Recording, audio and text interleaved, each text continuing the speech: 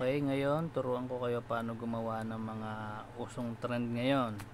Yan, kagaya ng mga nasa picture. Makikita nyo yan. Dali lang yan, basic lang yan.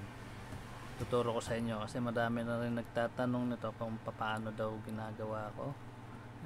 May mga tutorial na rin naman, pero ito mas malinaw. Tuturo ko ng maganda sa inyo. Okay, yan. Ganyan yung gagawin natin.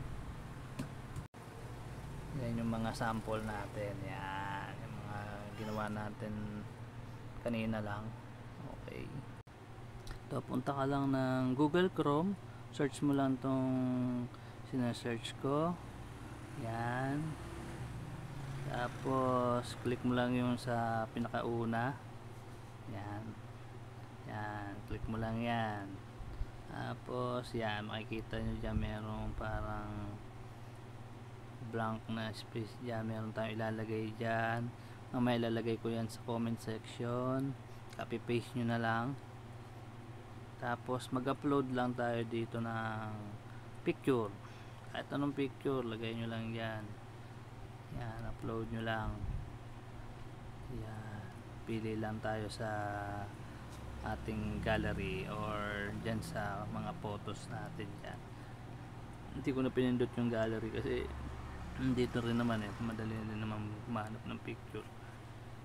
Ito lang, nasa unahan lang na picture, hanap tayo. Ano ba ang piliin natin? Ito, may nakita na ako. Itong si Luke nating piliin. Yan, picture ni Luke. Okay, upload nyo lang dyan. Hintayin nyo lang magkaroon ng send button sa ibaba, sa ilalim, nasa ilalim sa right side. Yan, send nyo lang yon. Tapos hintayin nyo lang few seconds, lalabas na rin dyan yung edit na picture nyo.